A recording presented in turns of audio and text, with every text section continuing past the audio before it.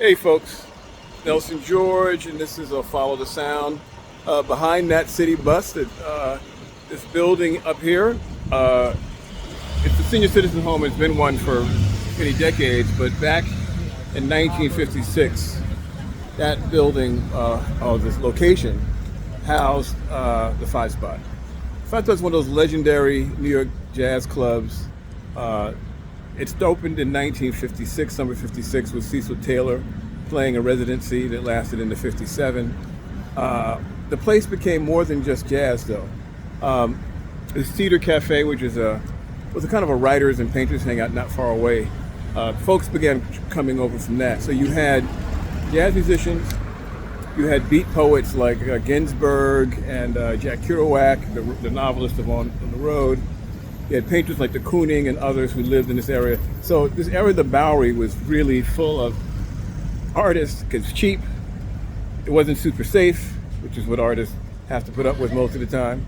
And this Five Spot became a place to hang out. Actually, right over there, below that white building, is 27 Cooper Square. And that's actually where, in the same period of time, in the early 60s, late 50s, that Leroy Jones, later Amiri Baraka, and his wife Hetty Jones lived. And he wrote The Dutchman and many other great plays and poems there. So he was right down the block, emblematic of how many artists were in the area. So Monk comes in. He'd been denied a chance to play in New York, didn't have a cabaret card for many years.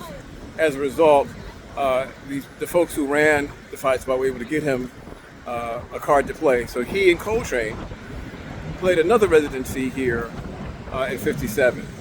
So the place becomes this center. There's amazing music, there's artists, there's poets.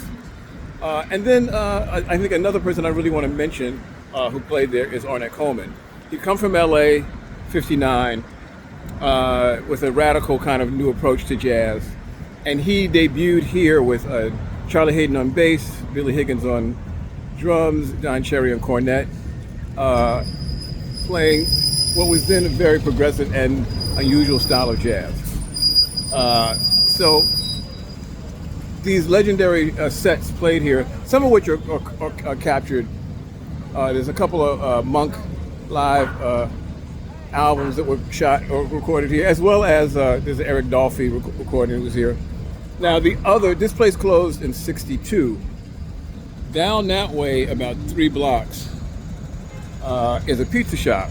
But that pizza shop became the next home of the Five Spot, which was open from 62 to 67.